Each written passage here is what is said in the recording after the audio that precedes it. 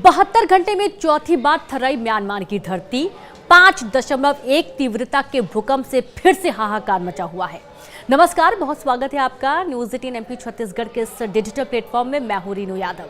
Myanmar की धरती एक बार फिर से ताकतवर भूकंप से कांप उठी है।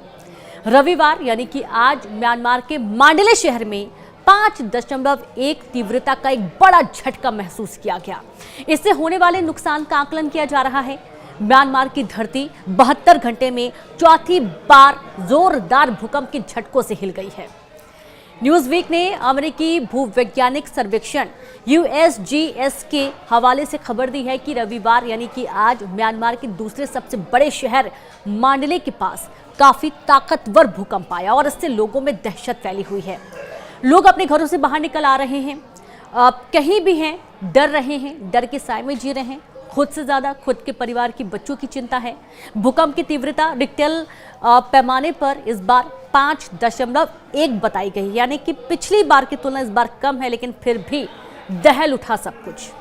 बता दें कि यह भूकंप शुक्रवार को आए विनाशकारी 7.7 तीव्रता के भूकंप के बाद आए झटकों की श्रृंखला का एक हिस्सा माना जा रहा था, जिसके परिणाम स्वरूप कई इमारतें ढह गईं और बुनियादी ढांचे को काफी नुकसान भी पहुंचा है। म्यांमार में आए विनाशकारी भूकंप से मरने वालों की संख्या बढ़कर लगातार बढ़ती जा रही है। हजारों में संख्या पहुंच गई है और एक के बाद एक नए आंकड़े, हर एक घंटे में नए आंकड़े निकलकर सामने आ रहे हैं, जबकि माना जा रहा है कि कई लोग लापता हो गए हैं। तकरीबन 4 से 4.5 हजार लोग लापता हो गए हैं। सबसे ज्यादा जो परेशानी है लोगों को वो है अपने बच्चों की। लोग अपने बच्चों को ढूंढ रहे हैं। कई ऐसे वीडियो हैं जो कि सोशल मीडिया पर सामने आए हैं, जिसमें लोग अपने बच्चों के लिए गुहार लगा रहे हैं। बचाव अभियान लगातार जारी है। रेस्क्यू टीमें मौके पर मौजूद हैं और 4.6 तीव्रता का जो भूकंप आया है, इसमें भी काफ़ी नुकसान की बात कही जा रही है। और म्यांमार में जो भूकंप आया, नेशनल सेंटर फॉर सिस्मोलॉजी का कहना है कि इसका केंद्र ज़मीन से 10 किलोमीटर की गहराई में बताया जा रहा है। यानी कि आप समझ सकते हैं कि जो भूकंप का झटका है वो कितना तीव्र है।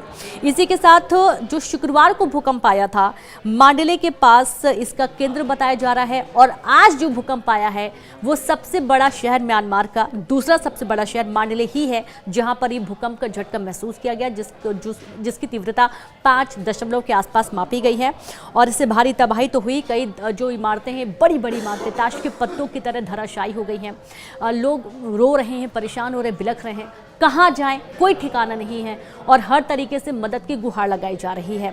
कई देश, जिसमें भारत का नाम भी शामिल है, मदद करने के लिए आगे आए हैं। लेकिन सबसे ज्यादा विचार करने वाली बात यह है कि जो भूकंप के झटके बार बार आ रहे हैं, इससे कैसे बचा जाए, क्योंकि इसका कोई फॉर्मूला नहीं है, इसका कोई तरीका नहीं है।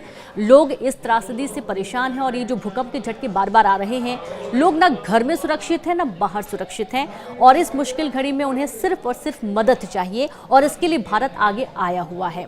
आप देखिए कि भूकंप का जब पहला जो झटका आया था शुक्रवार को, उस दिन 7.7 तीव्रता मापी गई थी और जमीन के नीचे तकरीबन 10 से 15 किलोमीटर के बीच गहराई में ये मुख्य केंद्र माना जा रहा था, बताया जा रहा है।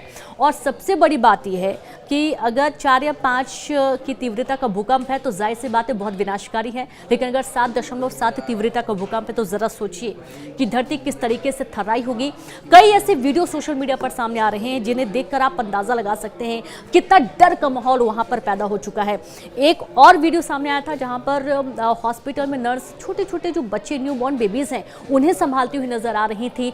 खिड़कियों के कांच टूट गए, पूरा जो फ्लोर है वो हिलने लगा, लेकिन फिर भी अपनी जान की परवाह किए बगैर जो हॉस्पिटल में मरीज हैं, जो छोटे बच्चे हैं, उनकी परवाह नर्स करती हुई, डॉक्टर्स करते हुए नजर आए थे। और इस तरीके से वहाँ पर तमाम जो सुरक्षा टीमें हैं वो तैनात हो चुकी हैं। लेकिन सबसे बड़ा सवाल ये है कि सुरक्षा टीमें अगर उस जगह जा रही जहाँ पर भूकंप के झटके बार बार आ रहे हैं तो उनकी खुद की भी जान को खतरा है, लेकिन उसके बावजूद हर तरीके से मदद के हाथ बढ़ाए गए हैं और भारत ने भी हर तरीके से आर्थिक रूप से भी मदद करने की बात कही है और मदद के हाथ लगातार बढ़ाते जा रहा है।